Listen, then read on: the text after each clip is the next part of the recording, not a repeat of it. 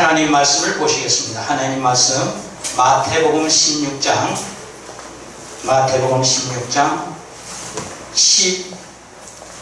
15절부터 17절까지 말씀을 보겠습니다.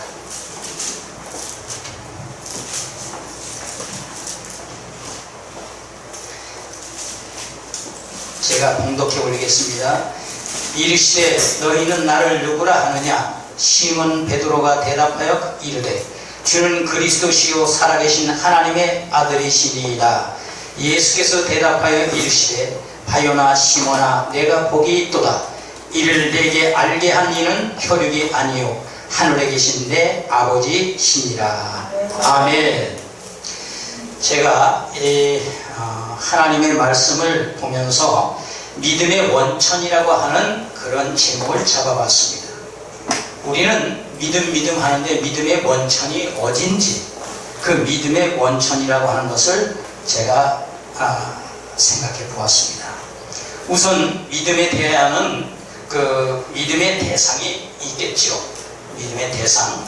그 다음에 믿음의 대상이 있고 믿음의 3요소가 있습니다. 그냥 막 믿는 게 아니라 믿음의 3요소가 있고요.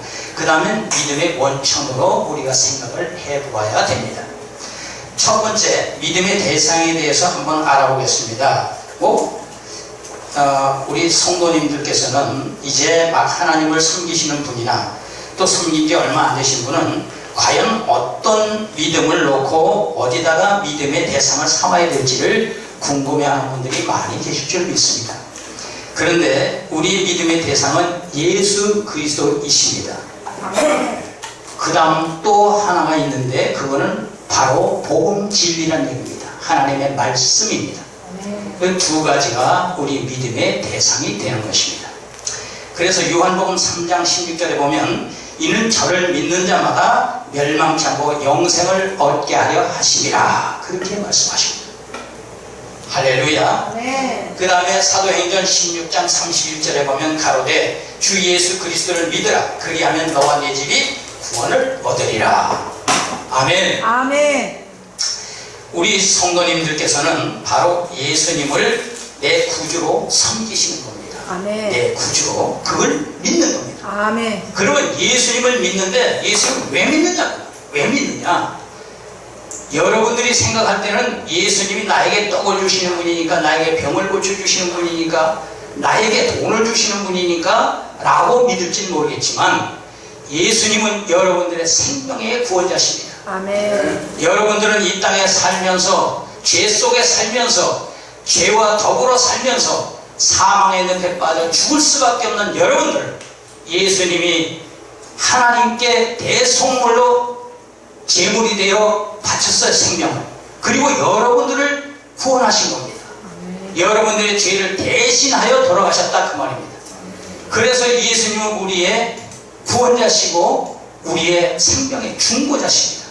그래서 예수님을 믿는 것이고 그 다음에 예수님을 그렇게 해서 믿을 때 우리는 천국에 간다는 겁니다. 영원히 죽을 수밖에 없고 죽을 수밖에 없다는 건 지옥에 갈 수밖에 없는 존재를 말하는 거예요.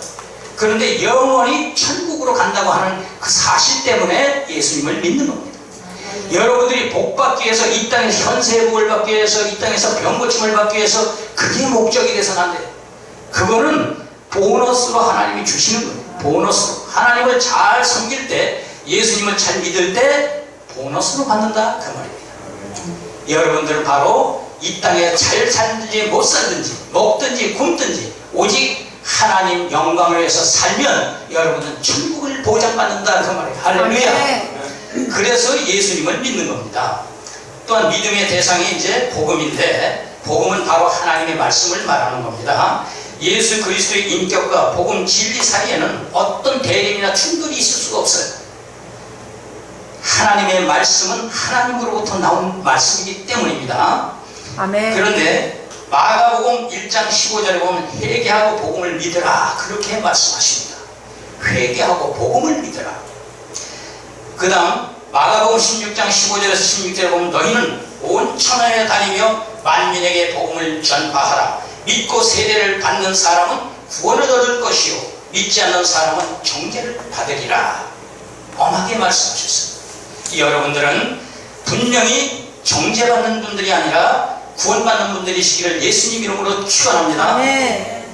로마서 10장 17절에 믿음은 들음에서 나며 들음은 하나님의 말씀으로 말미암느니라 그랬습니다. 하나님의 말씀으로 말미암는다. 성경은 하나님의 특별 계시 기록입니다. 특별 계시, 하나님의 특별 계시, 그걸 기록한 겁니다. 곧 하나님의 말씀이기 때문에 더욱이 성경은 기본적으로 예수 그리스도를 증거하기 때문에 모든 그리스도인들은, 모든 이제 처음 나오신 분들도 또한 성경 전체를 믿어야 하는 것입니다. 성경 전체를 믿어야 돼요. 사도행전 24장 14절에 보면 나는 저희가 이단이라 하는 도를 쫓아 조상의 하나님을 섬기고 율법가 및 선지자들의 글에 기록된 것을 다 믿으며, 이렇게 말을 해요. 그 다음에 요한복음 5장 39절에 보니까 성경 책들을 자세히 연구하라. 이는 그것들을 통해 너희가 영생을 얻는 줄 생각함이니 그것들은 곧 내게 대하여 증거하는 것이니라. 할렐루야. 네. 예수님에 대하여 증거하는 말씀이라고 말씀이다. 그 말씀입니다. 디모데후서 3장 15절에 보니까 내가 어려서부터 성경을 알았나니 성경은 능히 너로 하여금 그리스도 예수 안에 있는 믿음으로 말미암아 구원에 이르는 지혜가 있게 하느니라. 아멘. 아멘. 둘째로 믿음의 3요소에 대해서 한번 알아보겠습니다. 우리 믿음에는 3가지 요소를 가집니다. 그 첫 번째 요소가 지식입니다. 지식. 하나님을 아는 지식을 말하는 거예요. 하나님을 아는 지식이 없는데 믿음이 들어갈 수가 없어요. 하나님의 말씀이 내 속에 들지 않았는데 내가 믿음이 성장할 수가 없습니다. 믿음이 들어갈 수가 없습니다. 그래서 믿음의 3가지 중에 첫 번째 요소는 지식이고, 로마 가톨릭 교회에서는 표면적 믿음, 이게 표현된 건데 표현된 믿음이라고 말하는 거예요. 뿐만 아니라 또한 묵종적 믿음이라고, 아마 들어보셨으니까 묵종적, 좀 생소한 단어일 거예요. 묵종적 믿음이라고 하는 것을 또 말을 합니다. 그걸 가르칩니다. 묵종적 믿음은 신자가 종교의 몇 가지 기초적인 진리들에 대해서는 알아야 하지만 전체적으로 알 필요가 없고, 종교 지도자가 가르치는 것들에 대해서 열심히 따라오고 그거를 열심히 가르치는 것을 믿으려 하는 태도만 가지고서도 믿는 그 믿음을 묵종적 믿음이라고 그렇게 말을 합니다. 그러니까 성도들을, 그 신자들을 다 하나님의 말씀을 일일이 가르치려고 하는 그 의도가 없이, 정확히 알려주려고 하는 의도가 없이 그냥 몇 가지만 대충 몇 가지만 알고 나머지는 열심히 믿으려고 하는 의도만 가져도 된다 하는 그런 정도의 믿음이 묵종적 믿음. 그게 캐톨릭에서 하는 행위입니다. 그 외의 것들에 대해서는 지식이 없이 교회가 가르치는 것들을 믿으려 하는 태도만 가지고서 믿는 믿음을 말합니다. 그러나 이런 묵종적 믿음을 가르치는 것은 잘못된 것이죠. 왜냐하면 성경은 참된 믿음이 확실한 지식을 동반한다는 것을 분명히 가르쳐주고 있기 때문입니다. 지식 없는 믿음은 참 믿음이 아니다고 말합니다. 요한복음 20장 31절에 오직 이것을 기록하면 너희로 예수께서 하나님의 아들 그리스도이심을 믿게 하려 함이요 또 너희로 믿고 그 이름을 힘없이 그 이름을 힘입어 생명을 얻게 하려 함이니라. 이렇게 말씀하십니다. 누가복음 1장 1절에서 4절 말씀을 보니까 우리 중에 이루어진 사실에 대하여 처음부터 말씀의 목격자가 되고 일꾼된 자들의 전하여준 그대로 내력을 저술하려고 붓을 든 사람이 많은지라 그 모든 일을 그날부터 자세히 살핀 나도 데오빌로 각하에게 차례대로 써 보내는 것이 좋을 줄 아노니 이는 각하로 그 배운 바의 확실함을 알게 하려 함이로다. 사도 바울이 한 말이에요.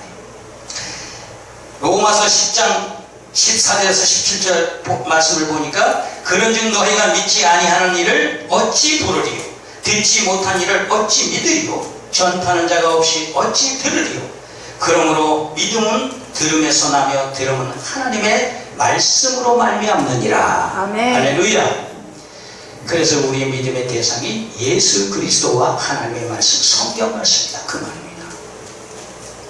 그러면 구원을 위해서 필요한 믿음의 지식의 그 분량은 어느 정도인가 그 말이에요. 어느 정도인가. 적어도 우리는 예수 그리스도가 누구이시며 그가 우리를 위해 무엇을 그리고 왜 하셨고 또 가장 장차 우리를 위해서 무엇을 하실 것인지를 알아야 되기 때문입니다. 그걸 아는 것이 우리에게 중요한 지식입니다. 아멘. 우리의 키워드죠, 키워드. 그래서 믿음의 두 번째 요소는 바로 찬송이라고 하는 겁니다. 우리가 생소한 단어죠. 찬송이라는 단어가 잘 불려지지 않는 단어입니다만 이건 찬성을 하고 동의한다, 그런 뜻이에요. 찬성하면 동의한다. 그런데 그 찬송이라는 단어는 바로 복음 진리에 대하여 기쁘게 동의하는 것입니다. 기쁘게 동의하는 것. 그냥 동의하는 게 아니라 기쁘게 동의하는 것을 찬송이라는 단어를 사용합니다. 모든 믿음은 증언에 의해서 증언을 찬송하는 것입니다. 바로 신적인 믿음은 신적 증언에 의한 찬송인 것입니다. 신적인 믿음, 이것은 신적인 그 증언이 있잖아요. 하나님의 말씀 증언에 대해서 우리가 찬송하는 것입니다. 찬송하며 동의한다, 그 말이에요. 아멘. 기쁘게 그것도. 그래서 우리가 세 번째로 갑니다. 믿음의 세 번째 요소는 신뢰입니다. 신뢰. 그럼 지식이 있고 찬송이 있고 그 다음에 신뢰가 있어요. 신뢰. 그 신뢰는 믿음의 내용을 자기의 것으로 확신해야 돼요. 믿음의 내용을 자기 것으로 확신하고 그걸 의지하는 겁니다. 그걸 의지하는 겁니다. 자기 것으로 확신. 저는 요즘 최근 그랬습니다. 이제 아시는 목사님은 아시는데 저 목사님한테도 계약서를 제가 보여드리긴 했습니다만 동대문에 두산타워 맞은편에 보면 그 맥스타일이라는 건물이 있어요. 동대문 역사 바로 옆에 이렇게 타원형으로 이렇게 건물이 있는데요. 거기 7층 전층을 제가 인테리어를 했습니다. 근데 페인팅 뭐 이런 것도 하고 인테리어 하는데 제가 하나님께 고백을 했어요. 다시는 이런 큰 공사 안 하겠습니다. 두 번 다시 이런 공사는 안 하겠습니다. 사람 인물을 쓰는데도 얼굴도 모르고 이름도 몰라요. 제 3자가 소개를 해서 왔어요. 근데 얼굴도 모르고 이름도 몰라요. 이 사람 능력이 어느 정도인지도 전혀 모릅니다. 그런데 사람들이 소개를 했으니까 자기들은 와서 최선을 다한다고 합니다. 그런데 그 공사를 하고 나서 제가 얼마나 제 속에서 많은 갈등이 있었고 힘이 들었는지 모릅니다. 그러다 보니까 영역이 다운된 거예요. 영역이 다운되니까 저는 그게 가장 슬픈 일이었어요.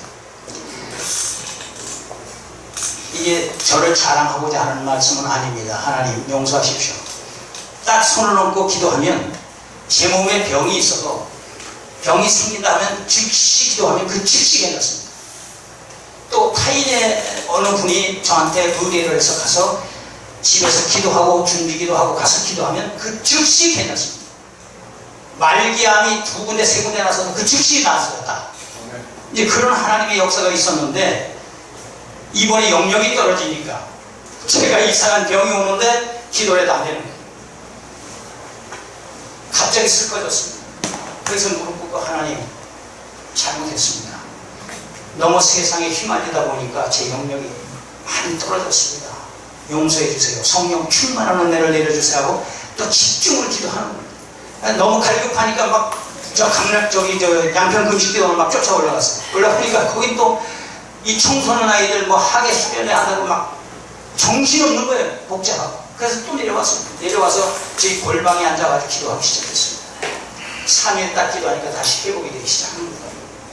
그러면서 제가 내 세상에 그 세상에다 마음을 뺏긴 것도 아니고 세상을 내가 거기 초점을 맞춰서 일한 것도 아닌데 그거에 대한 책임 때문에 거기에 매달리다 보니까 제가 그래서 하나님 두 주인을 섬길 수 없다는 말씀을 하시는 거구나. 그 생각을 했습니다. 그래서 앞으로는 하나님 제가 하나님이라면 열중할 수 있도록 주변 정리를 다 시켜주십시오. 그렇게 기도를 지금 하고 있어요. 하고 있는데 제가 왜 이 말씀을 드리냐 그러면 그 신뢰, 내 것으로 확신하는 그 신뢰가 영역이 떨어지니까 이게 약해지는 거예요. 믿음이 아주 약해지는 거예요. 그래서 자신의 위기감을 느끼고 하나님 앞에 위기감을 느끼고 기도를 하기 시작한 거죠. 예수 그리스도를 개인의 구주와 주로 믿고 의지하며 기독교 복음을 확신하는 것입니다. 그것만이 살 길입니다. 창세기 15장 6절에 보면 아브라함이 하나님과 그의 약속에 대해 신뢰한다 하는 그 내용으로 바타흐 베도라는 단어가 써집니다. 히브리어로 바타흐 베도. 그는 신뢰의 요소를 강조하는 것이죠. 아주 신뢰한다는 말을 강조하는 단어입니다. 시편 37편 3절에 여호와를 의뢰하여 선을 행하라. 그럴 때 카사, 또 그 카사라는 단어가 이 앞에 딱 들어가요. 카사, 바타흐. 이건 뭐냐면 하나님을 신뢰하는 것이 아주 강한 겁니다. 아주 강한 의도로 그런 단어를 사용하였습니다. 신약에는 피투디오, 이게 피슈디오, 에이스는 이제 피스튜라는 그 단어가 있고, 그 다음에 에이스라는 단어가 있는 게 합성어로 붙여집니다. 그때에, 죄송합니다. 그때에 신약에서 그런 단어가 49번 나와요. 49번. 그것은 자신을 버리고 하나님과 예수님을 신뢰함을 표현하는 것입니다. 그러니까 육을 신뢰하지 않는다는 단어지요. 자신을 버리는 겁니다. 오직 영적인 부분에 초점을 맞추는 거예요. 육은 육이고 영은 영입니다. 우리는 하나님의 사람으로 영의 사람이거든요. 그러니까 하나님의 천국의 시민권을 가진 사람이고 하나님의 사람으로 영적인 것을 더 구가해야 됩니다. 아멘. 육적인 것보다. 그래서 육에서 우리가 고통스럽고 어렵고 힘든, 가난하고 어려운 그런 궁핍한 생활이라 할지라도 거기에 초점이 가서는 안 돼요. 영적인 것을 초점을 맞춰 하나님께 기쁨을 드리면, 하기사 믿음이 없이는 하나님을 기쁘게 할 수 없다는 이런 말씀을 하셨어요. 그 믿음의 전제가 돼야 되는 거죠. 근데 하나님을 기쁘시게 하는 삶을 살면 나의 궁핍도 하나님이 다 채워서 입이 즐겁게 하시는 거예요. 궁핍하지 않게, 너무 과하지도 않고 부족하지도 않게 적당하게 하나님 채우십니다. 할렐루야. 이제 큰 3번으로 가서 셋째, 믿음의 원천에 대해서 알아보겠습니다. 어떤 이들은 믿음을 단순히 사람의 행위로 보지만, 이게 알미니우스파가 그런 생각을 하죠. 그 다음에 여기 지금 현재 감리교에서도 그래요. 거의 예지론 아닙니까? 이 장로교는 예정론이고 감리교는 예지론인데, 예지론이 뭡니까? 하나님이 반하고 내가 반해야 된다는 거예요. 내가 믿지 않는데 어떻게 내가 구원받느냐? 나도 반을 믿고 하나님도 나를 구원하시고 해서 협력설, 신인 협력설. 인간과 사람, 하나님과의 협력을 해야 된다. 신인 협력설. 이게 바로 감리교의 교리입니다. 그 예지론이지요. 그런데 이건 웃기는 얘기예요. 한마디로 해서 전적인 하나님의 무조건적인 선택이고 하나님의 전적인 권한이에요. 아멘. 구원은 우리 사람이 할 수 있는 건 아무것도 없어요. 믿음도 하나님의 선물입니다. 하나님의 선물이에요. 성경은 하나님께서 우리로 믿게 하신다고 가르치십니다. 즉 하나님은 우리의 믿음의 조성자이시며 우리의 믿음은 하나님의 은혜의 선물인 것입니다. 마태복음 16장 16절에서 17절을 보면 시몬 베드로가 대답하여 가로되 주는 그리스도시요 살아계신 하나님의 아들이시니이다. 예수께서 대답하여 가라사대 바요나 시몬아 내가 복이 있도다. 이를 내가 알게 한 이는 혈육이 아니오 하늘에 계시는 내 아버지시니라. 본문에 나와 있듯이 이 말씀을 그렇게 하고 계십니다. 말씀은 실제고 사실이거든요. 그대로 믿으시면 되시겠습니다. 요한복음 6장 44절에 나를 보내신 아버지께서 이끌지 아니하시면 아무라도 내게 올 수 없으니 오늘 그를 내가 마지막 날에 내가 다시 살리리라. 아멘. 고린도전서 12장 3절에 보니까 또 고린도전서 12장 3절, 고린도후서 4장 6절, 에베소서 1장 19절 등의 하나님의 능력과 은혜 등등을 기록하고 있습니다. 동일하신 말씀을 기록하고 있다 그 말입니다. 결론하여 말씀을 드리겠습니다. 우리는 우리의 믿음은 하나님의 선물이고 하나님으로부터 난다는 그것과 복음으로 말미암아 보고 들음으로 나뉘어 우리의 믿음의 대상은 예수 그리스도고 또 복음이고 예수 그리스도를 아는 지식과 복음 말씀을 말하는 겁니다. 찬송과 신뢰로 믿음을 구축하면서 끊임없이 성화되어져 가는 것입니다.